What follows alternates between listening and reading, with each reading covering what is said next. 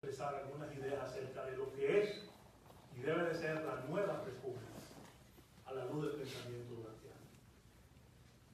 Y hay un familiar que ha generado precisamente la construcción de una ciudadanía de dignidad, de prestigio y de trabajo, a quien me une un vínculo de familiaridad, y también sería injusto si no lo menciono con nosotros, que es Roberto Gerón.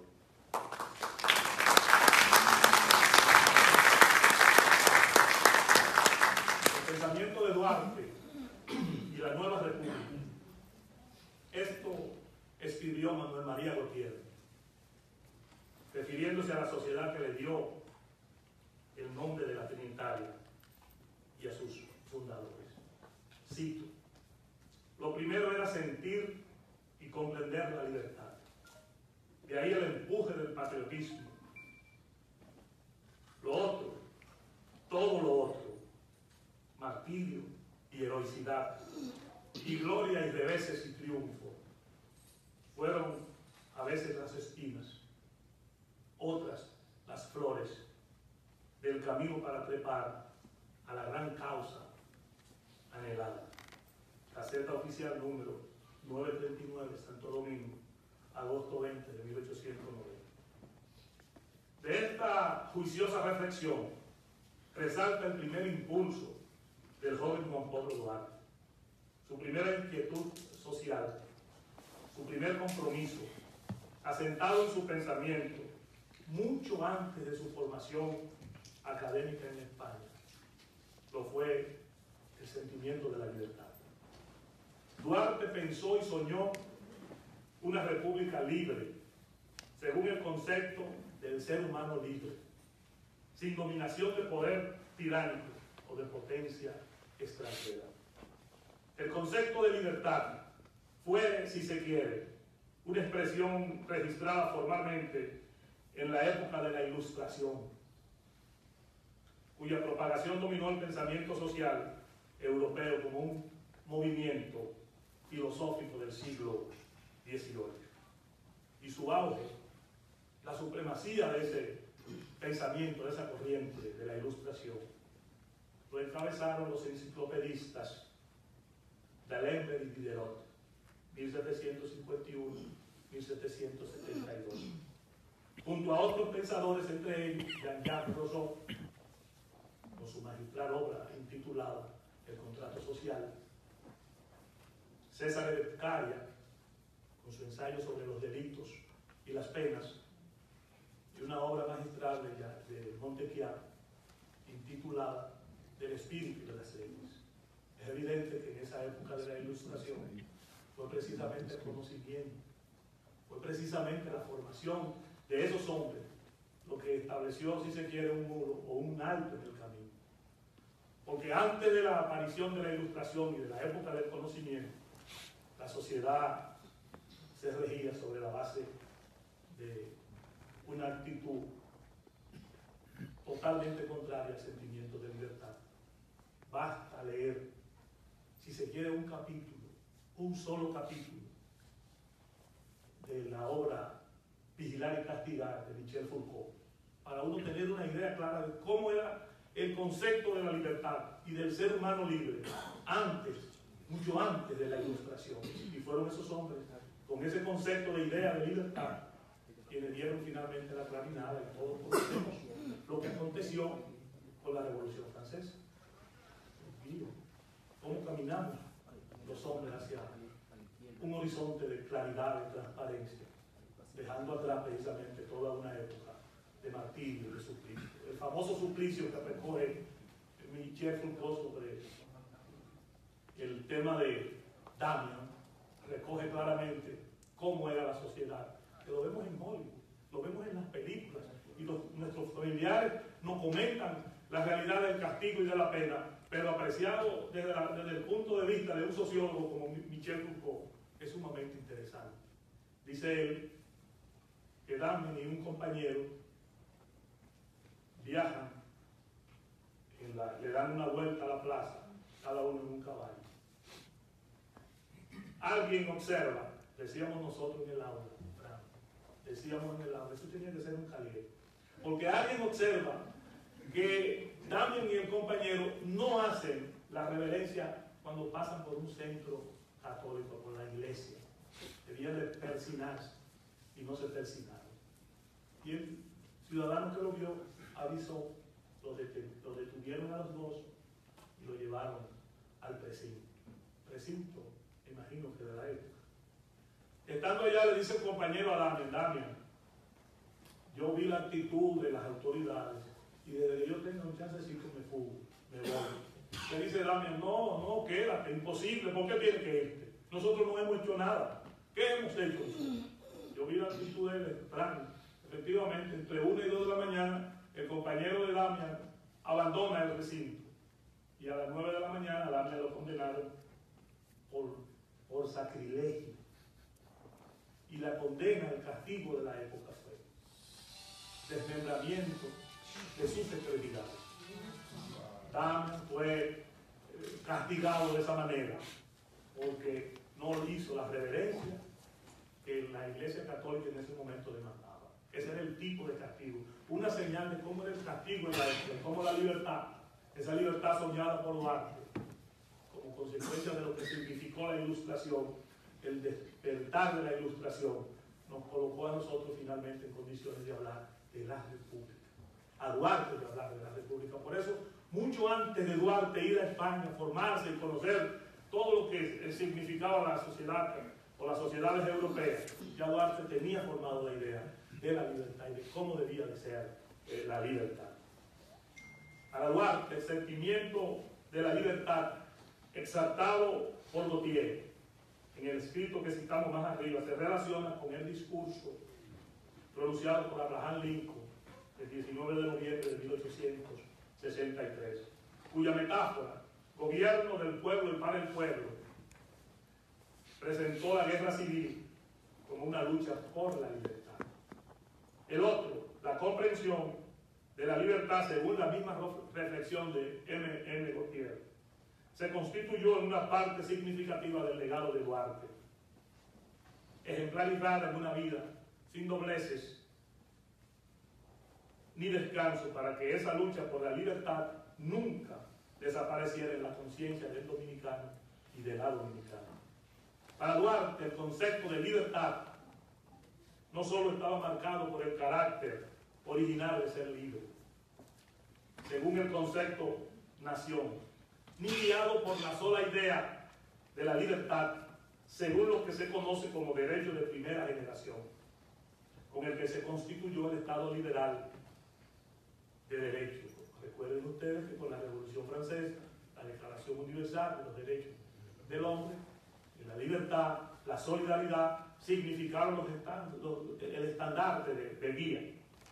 Ni siquiera el sentido de la libertad que cautivó gran parte del siglo XX con lo denominado derecho de segunda generación, que aunque con los mismos lineamientos de la idea de la libertad, se le agregaron los derechos de la alimentación, de la vivienda, de la educación, de la salud. Para él, la libertad como instrumento dirigido a la protección de los derechos fundamentales se basa en la idea de la solidaridad, como son precisamente los derechos que hoy los dominicanos defendemos con energía patriótica. El derecho al medio ambiente, a nuestros recursos naturales y a nuestra riqueza mineral, que rechaza todo tipo de explotación minera a cielo abierto o subterráneo. Los derechos del consumidor, de los envejecientes, de los niños y los derechos de tercera generación. El derecho al disfrute del patrimonio histórico y cultural, que ya sería, para algunos doctrinarios, no derecho de tercera generación, sino de cuarta generación. Que estamos hablando de derechos de cuarta generación, la bioética. En República Dominicana creo que es de conocimiento de todos aquí. Grupos organizados de manera de carácter criminal utilizan toda una estructura criminal para en el plano de la bioética generar riqueza económica de manera ilícita. Y me voy a explicar. El Instituto nuestro de Criminología, en investigaciones con otras universidades, ha llegado a la conclusión de que esa red criminal, el plano de la bioética, que es parte del derecho de cuarta generación, utiliza desafortunadamente muchas veces prostitutas. Le pagan para que cuando tiene sexo con el hombre, en el descuido normal, en el aspecto fisiológico del hombre, ella guarda el semen. Le recibe el dinero por el cuerpo que entregó y con el semen lo lleva a alguien para que se produzcan inseminaciones artificiales. Y hay niños que han nacido en Argentina, dominicanos. Ese es el derecho de la cuarta generación de la bioética que nos obliga a nosotros a pensar seriamente como sociedad, como dominicanos y dominicanas, a crear las condiciones legislativas para evitar situaciones de esa naturaleza. Porque todos sabemos, en una sociedad abierta como la nuestra, hijos nuestros que van a estudiar a Argentina o que van a Colombia o que van a cualquier parte de América y se encuentran con muchachos sin saber que son hermanos. Y viene un vínculo y ahí vienen entonces las taras que se producen. El derecho al disfrute del patrimonio histórico y cultural son esos derechos y solo eso los que contienen el concepto de la libertad que Duarte soñó y que corresponde a sus seguidores, a nosotros aquí y allá.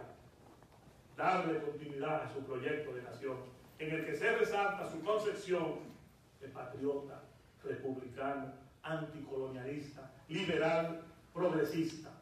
No es un secreto que Juan Pablo Duarte adjuró no del Estado que nació en 1844, sino del conservadurismo que lo dominaba, porque muy a tiempo advirtió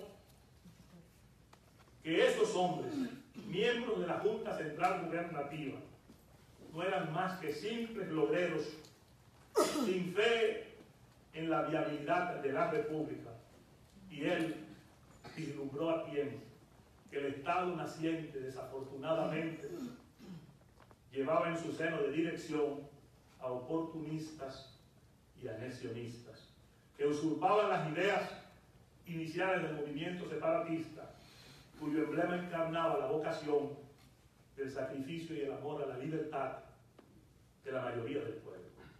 El Duarte nacionalista sabía que no era posible una fusión entre dominicanos y haitianos. Ni su pensamiento antes ni después de constituida la República concebía un proteccionismo español, francés o estadounidense. Recuerde que después de casi 20 años de ausencia, proscrito él y otros patriotas, regresó a la República Dominicana a protestar contra la anexión a España, acto de lesa soberanía llevado a cabo por un grupo o facción traidora al sentimiento trinitario. Y como él mismo dijo, protesto y protestaré siempre. No digo contra la anexión a mi patria, sino contra cualquier otra potencia de la tierra y al mismo tiempo contra cualquier tratado que tienda a menospreciar en lo más mínimo nuestra independencia nacional y hacer cenar nuestro territorio o cualquiera de los derechos del pueblo dominicano. El Duarte, que años más tarde compareció ante el tribunal de la historia, vestido con la entereza de hombre libre, fiel, perseverante, y siempre dispuesto a ahorrar con su propia sangre, si fuera necesario, la enseña tricolor, es el Duarte que prevalece en la conciencia de todos los dominicanos. Y es el que nos corresponde aquilatar como un ejemplo supremo de un ser humano y patriotismo, como lo fue el que él quiso que fuera en República Dominicana. Cito: por desesperada que sea la causa de mi patria, siempre será la causa del honor, y siempre estaré dispuesto a honrar su esencia con mi sangre.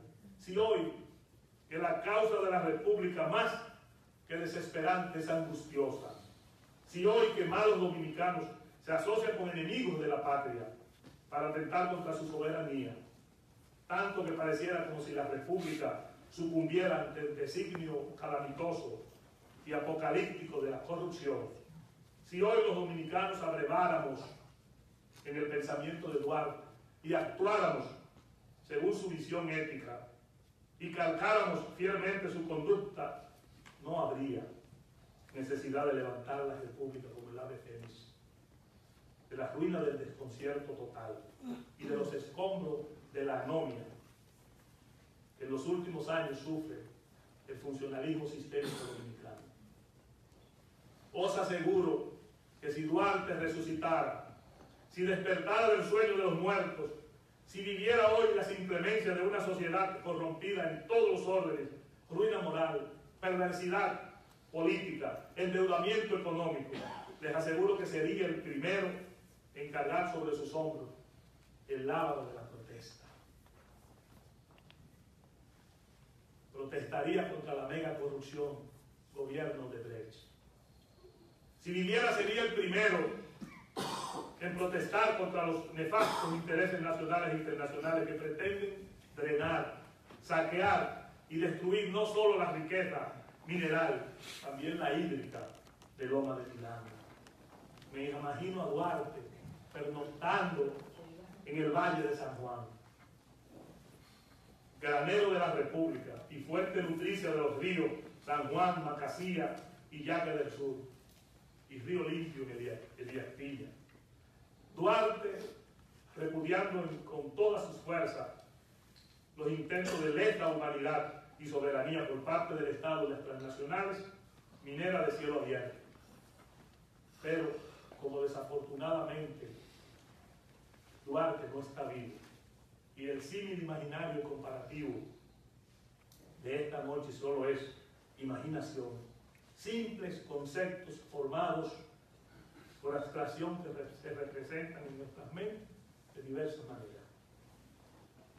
Es el imaginario que a veces, cotidianamente diría yo, nos deja absortos, sumergidos en las cavilaciones de nuestros propios pensamientos, y otras veces, como la de esta noche, que nos imaginamos al patricio vivo y nos ponemos a hurgar en el contexto de su pensamiento.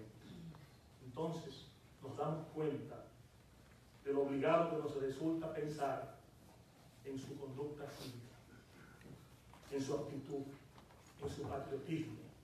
¿Acaso la nueva república en el pensamiento duartiano puede olvidar aquellas lecciones de civismo de Duarte cuando, dando muestra de uso transparente de los recursos del Estado, rindió de manera detallada cuenta del viaje que hizo en misión oficial a la región sur?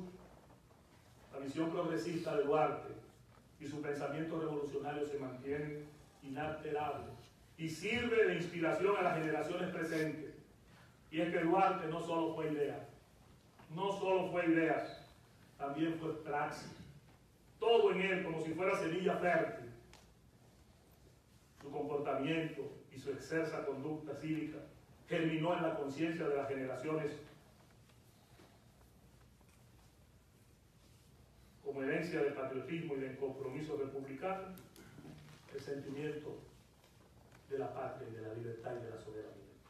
Hoy, para quien habla, somos las dos cosas, herederos y legatarios de Duarte, lo cual se puede justipreciar o aquilatar en cualquier discusión social, familiar, racial o académica. Cuando, asumiendo el pensamiento de Duarte, el Duarte que devolvió el dinero sobrante de un viaje al sur, elevamos nuestra voz de disconformidad contra el funcionario público corrupto, o contra aquel que no solo abandona su sagrada misión de servir al país, sino que de la noche a la mañana cambia de estatus, de ambiente, del barrio, de sus viejas amistades, deja atrás el carro público y la comida del comedor económico. No rinde cuentas de los fondos públicos ni se siente obligado a ello. Es el resultado de la prevaricación descarada al erario público. Protestar es también un acto duartiano. Recordemos que el juramento de los trinitarios, las obras dramáticas de la filantrópica, su inconformidad con la Junta Central Electoral, perdón, la Junta Central Gubernativa, su exilio, su penuria, su rechazo a la anexión, fueron actos de protesta, actos que constituyen el legado de Duarte y que se manifiestan hoy en día, cual si fueran los rasgos hereditarios del progenitor al hijo, cuando salimos a las calles a protestar contra una odiosa medida del gobierno, cuando ocupamos las plazas públicas o cuando con energía patriótica protestamos en contra de la masiva, desordenada y caótica presencia de haitianos indocumentados en el país. Principalmente cuando lo hacemos conscientes de que la migración haitiana es un fenómeno de consecuencia gravísima para la sociedad dominicana, que se agudiza en proporciones cada día más aterradoras, capaz de afectar no solo el desenvolvimiento social de la República, sino de poner en peligro inclusive su destino futuro. Veamos si no es justa la protesta. De 10 parturientas en hospitales dominicanos, 8 son haitianas. De 38 unidades de incubadoras que existen en el Hospital Materno Infantil San Lorenzo de los Niños, 32 son ocupadas diariamente por hijos de madres haitianas, de 38. Los servicios de cama y las emergencias están en proporción de 53 haitianos a 47 dominicanos. Igual ocurre en la educación dominicana. El 41% de los servicios, hora clase, profesores, pupitres, luz eléctrica, desayuno, merienda escolar, recreo y cama, reposo escolar, son usados por los haitianos. Ni hablar de la delincuencia, esa medusa de néctar venenoso que llena de incertidumbre y temor los hogares de la República y cuya estadística, la que arrojan las cifras oficiales, dicen los doctrinarios que las cifras oscuras son mayores que las oficiales, pero las que recogen las cifras oficiales dicen que de 3 asaltos o robo callejero uno lleva la impronta de Haití.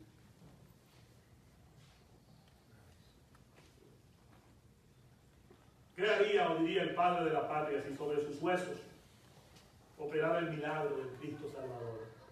Si volviera a posar sus ojos sobre la república que anunció Mella con su disparo hazañoso, si viera la república que Sánchez santificó con su sangre grosera, si observara hoy la república que fue inspiración de sacrificio de sus bienes en aras de la redención nacional, si al resucitar encontrara que una horda de vándalos ha pasado sobre la república sacudiendo sus bases fundamentales, y viera que en vez de un país libre, sin deuda exterior vergonzosa, nos hemos convertido en un país mediatizado, casi en una colonia imperial, con consecuencias aún más nefastas para nuestra soberanía que las que resultaron del Tratado de 1874. ¿Qué diría el padre de la patria si le fuera dable leer minuciosamente los contratos con que se concertaron los bonos soberanos? ¿Cuáles son los compromisos y sobre qué tasa de interés financiero se concertaron los mismos? ¿Qué tipo de acuerdo se firmó con la Barrigor? ¿Y qué realmente sustraen esa gente de nuestro suelo? Es obvio que ante signos tan ominosos, esta conferencia auspiciada por el Instituto Duartiano de la ciudad de Nueva York, verdaderos guardianes del pensamiento de Duarte, esta conferencia constituye para quien habla un acto de valor cívico y una reafirmación de nuestra fe en el porvenir de la democracia. En los últimos 22 años, los gobiernos de la República han suscrito no solo acuerdos que comprometen gravemente el desenvolvimiento del país para los próximos 50 años, sino que también han puesto el sello del escudo en documentos como el que se suscribió con la Barrigol, que constituye una afrenta para la dignidad del pueblo dominicano. Recuerden ustedes que mi amigo, el presidente Leonel Fernández, nos criamos juntos en Villajuana. Parece que se equivocó y le cedió a la transnacional Barrigol. De cada peso que sacaran, 97 eran de ellos y 3 pesos de nosotros. Es sumamente preocupante. Situaciones de esa naturaleza en el país, que un presidente actúe de esa manera. Lo que tenemos nosotros que hacer no es un acto de oposición. Y si de alguna manera hacemos un acto de oposición, lo que tenemos es el sentimiento de Duarte, debe de ser de oposición constructiva. No de oponernos por oponernos, no de criticar por criticar, que es lo que yo he visto en la oposición en mi país. Salimos a la calle y encontramos cualquier cosita y lo denunciamos, pero los problemas fundamentales nuestros se han desviado de tal manera que hoy estamos hablando de primarias abiertas o de primarias cerradas. Pero no hablamos de los problemas graves de la República, como el problema de la salud, como el problema de la seguridad ciudadana, como el problema que tanto nos afecta de la educación dominicana. Y yo digo el problema que nos afecta de la educación dominicana, y quiero llamarle la atención a ustedes en un aspecto importante, que ojalá el instituto y ojalá los líderes aquí que han hecho uso de la palabra lo asuman como tal, y al asumirlo, de alguna manera hagamos conciencia para que en nuestro país los gobernantes lo corrijan. Y me voy a explicar cuál es el problema en el tema de la educación. Los libros que forman a nuestros niños recogen una historia simple. Yo recuerdo, y lo voy a decir aquí con entereza, pero con características de anécdota, en lo que voy a relatar. Yo recuerdo en la Universidad Autónoma, profesor Chepa, que era 28 de abril, y voy hacia la escuela, como llamamos allá, CJ, Ciencia Jurídica, el edificio de Ciencia Jurídica, a impartir una asignatura, que era el 28 de abril. En el camino veo la bandera nuestra en el campo universitario, ondeando allá, como dice quien te viera, más arriba, mucho más. Le digo a 2 estudiantes, ayúdenme a bajar y poner esta bandera a media alta. Me ayudaron, lo pusimos, muy dinámico los muchachos bajando. Se congregaron cerca de 40 o 50 estudiantes y le pregunto, con una intención, si se quiere, pedagógica, ¿saben ustedes por qué bajamos la bandera? No sabían. Ninguno tenía conocimiento de que el 28 de abril los americanos, como decimos nosotros, invadieron nuestro suelo sagrado. No lo sabían ninguno. Y el error sigue continuándose en la educación dominicana cuando la historia nuestra no relata personajes ni hechos fundamentales. Entonces, ¿cómo podemos nosotros continuar hacia adelante con el conocimiento de nuestra historia? Es un deber de las autoridades. Yo creo que todavía estamos a tiempo para corregir el problema de la educación y que nuestros niños, nuestras generaciones sepan defender lo que Duarte hizo. Esa trinitaria tiene un valor extraordinario y yo me atrevo a apostar que a muchísimos de nuestros niños y de nuestros jóvenes adolescentes, cuando le hablamos de la filantrópica, desconocen el tema de la filantrópica. Y es simple y llanamente un ejercicio, no solo del hogar, sino de una responsabilidad del Estado. Porque nosotros los padres aquí nos preocupamos permanentemente con esos muchachos para que conozcan y tengan pleno conocimiento de nuestra historia. Pero es el Estado también responsable. Es él que tiene una mayor cuota de responsabilidad. Por suerte, el padre de la patria, el conductor del alma nacional, no tiene que estar vivo. Ni en él tiene que ocurrir el milagro de Lázaro. Su pensamiento, como ya hemos dicho, vive entre nosotros. Sus ideas redentoras están aquí, en la dignidad de los hombres y mujeres que dirigen el Instituto Duartiano de Nueva York y en la integridad de los que esta noche se han dado cita aquí. Hace mucho tiempo, Duarte dijo, el gobierno debe mostrarse justo y enérgico, o no tendremos patria y por consiguiente ni libertad ni independencia nacional. ¿Acaso ha perdido vigencia este corolario? ¿O se necesita hurgar en pruebas adyacentes para deducir que un gobierno que no practique la justicia y ejercite sus actos de legitimación con altares de privilegio y con favoritismos individuales, es un gobierno condenado al fracaso, tal y como lo describió Patricio. Basta con ojear la República y mirarla con detenimiento, y mirar la cotidianidad dominicana. Un gobierno no es justo cuando en detrimento de la mayoría favorece a grupos o se inclina por el círculo pesado y odioso de gobernar para los amigos. Cuando así se gobierna, lo gubernamental jamás podrá ser enérgico y sus decisiones estarán contaminadas de por sí, porque les resultará imposible poner en movimiento la acción pública contra los privilegiados y los favoritismos que el mismo gobierno ha organizado. De ahí que, como dijo el padre de la patria, cuando no se es justo y enérgico, el fantasma de la impunidad se enseñorea y el régimen legal de la consecuencia se ensombrece. Un gobierno en esas condiciones no persigue por falta de interés, sino porque el perseguidor también es cómplice. De lo que se deduce que la ausencia de lo justo en un gobierno impide que sus autoridades actúen con energía, lo que a su vez produciría una especie de declive gubernamental, tal y como lo profetizó Parson en su famosa doctrina del funcionalismo sistémico. Para nosotros sería lo anverso del funcionalismo sistémico para la República Dominicana. Allá los teóricos, los intelectuales, los sabios permanentemente vienen hablando no del funcionalismo sistémico de Talco, sino del infuncionalismo sistémico, que casi llegamos hacia una especie de anomia institucional.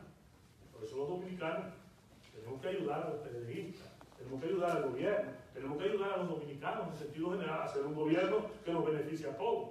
Porque si caemos en el concepto de 1965, una guerra fratricida en 65, dominicanos matándose contra dominicanos cediendo y ofrendando su sangre en procura de la vuelta a una constitucionalidad, que al final de la jornada todavía estamos hablando de la Constitución y de la mejoría de la Constitución. Balaguer pasó por ahí, fue el presidente y vinieron otros presidentes y todavía estamos hablando de lo que la Constitución de una república, de un país, significa para el modo de vivir del ciudadano. Todavía es una tarea pendiente la que tenemos. Duarte previó que la falta de energía y el cumplimiento de la ley produce una anomia institucional que, por su propia naturaleza, genera desconfianza ciudadana, incertidumbre social, justicia por sus propias manos. ¿Acaso no escuchan los dominicanos aquí que tienen más conocimiento que nosotros allá de las noticias, que a cada rato hay un linchamiento? Yo fui el abogado del doctor de ginecólogo. Y a nosotros nos llevaron al Instituto de Criminología el video de lo que aconteció. Y el Ministerio Público persiguió e hizo todo. Pero a nosotros nos correspondía como criminólogos analizar ese comportamiento, analizar la conducta, esa personalidad criminal que produjo el linchamiento. Y quiero refrescar en ustedes brevísimo lo que el instituto discutió. ¿Qué encontramos? Vemos el asaltante en una posición de cúbito dorsal, boca abajo, tirado al suelo. Y vemos al imputado encima de él. Se escucha en el video decir: desde que me pare de aquí te voy a matar, le decía el asaltante. Dame, golpéame, que cuando me pare te voy a matar. Y él no está escuchando la amenaza. En ese interín viene alguien y le mete una varilla en el pulmón. Le perfora el pulmón. Se va. No se ve la cara de quien lo hizo, solamente el video se ve que le introdujo y se va. Viene otro y le da 3 patadas que lo desnuca. Patadas que lo desnucó, ya está muerto. Y terminó todo ahí.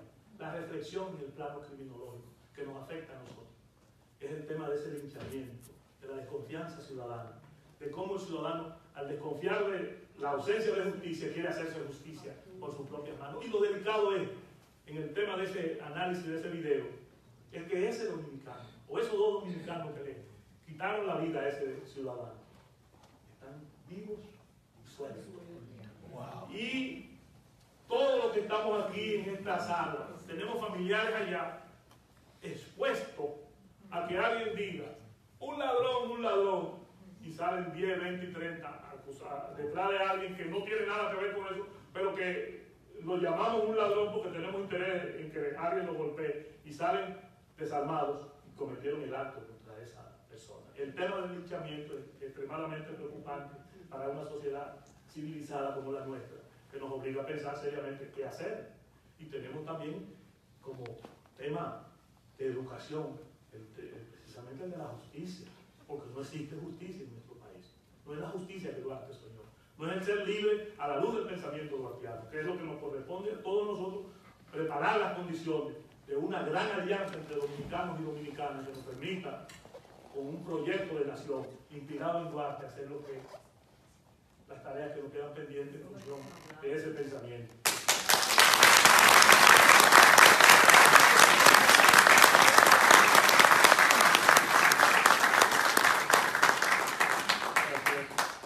Ejecuciones al margen de la ley, por la misma desconfianza.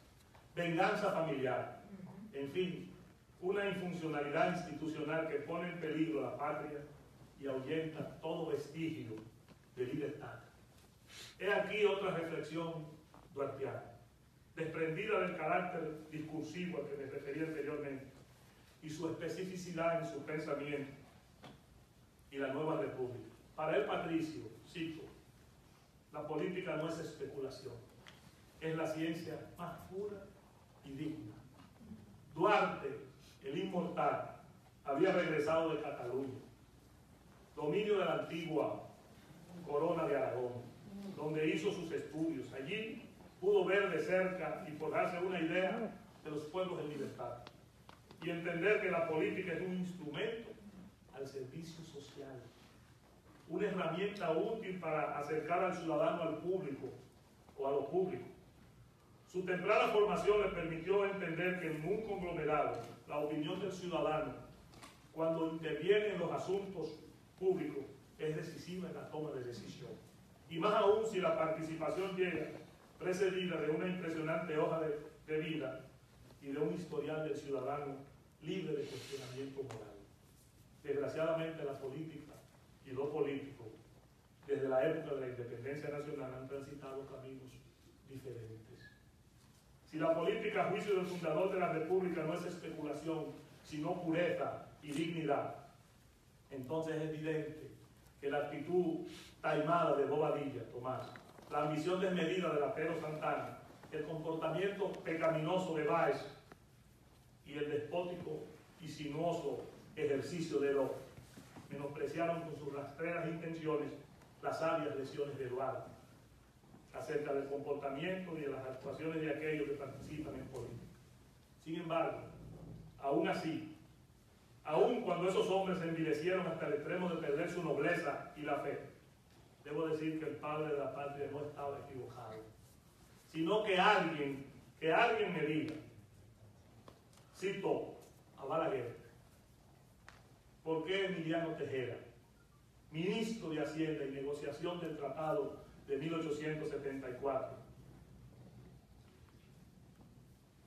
vivió en pleno contacto con la realidad de su época y mantuvo intacta hasta el fin de sus días su dominicanidad incorruptible? Termina la cita de Balaguer.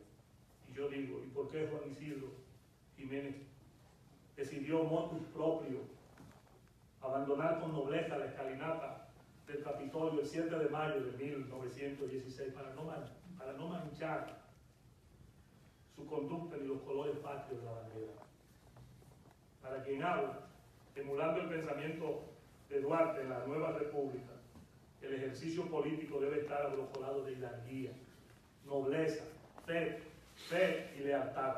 Ejemplo de ello lo encontramos en dos dominicanos rivales, dos enemigos mortales que se batían con ferocidad, como si fueran adalides de la Edad Media. Hablo del montecristeño Demetrio Rodríguez, general Demetrio Rodríguez, y del mocano, también caudillo, Eliseo Cabrera. Ambos se admiraban y se respetaban tanto que la historia conserva las cartas de honor que se dirigieron horas antes de enfrentarse en los montones. Cito: el sol que alumbre mi derrota, iluminará también mi cadáver, decía Eliseo Cabrera. Cuando muere Eliseo, el primero en acudir a rendirle honores a su cuerpo es Demetrio Rodríguez. ¡Qué distinto! ¡Cuántas diferencias entre los que ayer intervinieron en la política y en las guerras civiles y los que hoy participan! Solo una domina el accionar del político de hoy: la del odio, que lo ha hecho insensible al dolor ajeno y que ha ido destruyendo en él el sentimiento de solidaridad nacional. Para Duarte, según lo que se desprende de su pensamiento, ese comportamiento de desconfianza y recelo es ese negar que la política es ciencia pura y digna, ese ver la política como un fin individual o un mero acto de beneficio grupal, es lo que ha servido de incentivo para deformar en el momento actual la psicología de los dominicanos. Es aquí donde la República ansía y anhela idear fórmulas para combatir el odio y la sed insaciable de lucro del dominicano. Hoy, más que nunca, necesitamos diseñar un verdadero programa de nación que sea capaz de producir el milagro de unir a todos los dominicanos y dominicanas alrededor de nuestra patria herida y de nuestra bandera en los últimos años pisoteada y humillada. La mejor herramienta, la más idónea para combatir la inconducta política y en la esfera administrativa es la de la probidad. No solo en el manejo de los fondos públicos, sino en todos los actos en que el dominicano y la dominicana se desenvuelven. Sería este el mejor homenaje a Duarte: lograr que ningún gobierno invierta el dinero del pueblo en pagar pensiones lujosas y excesivas a personas todavía aptas para el trabajo. Se reconocería al patricio si desde ya dejamos de construir obras innecesarias solo para privilegiar a 2 o 3 favorecidos por el gobierno de turno. Les rendiríamos tributo al fundador de la República si redujéramos el sueldo de 500 funcionarios que ganan $1 millón de pesos al mes. Wow. La patria se regocijaría si dejáramos de invertir miles y miles de dólares y euros para costear un dispendioso tren diplomático en el extranjero. Si la probidad se adueñara de los políticos, estoy seguro que el barrilito en el Congreso no tendría cabida, ni mucho menos el dinero absurdo que el Estado reparte a los partidos políticos. Cuando allá no se haga nada de eso, estoy seguro que habrá dinero suficiente para hacer menos pobres a los pobres. Y dinero para levantar un muro, no en la frontera, sino contra la ola de hambre y de angustia que está socavando los cimientos en que ha descansado desde 1844 de algo. Muchísimas gracias.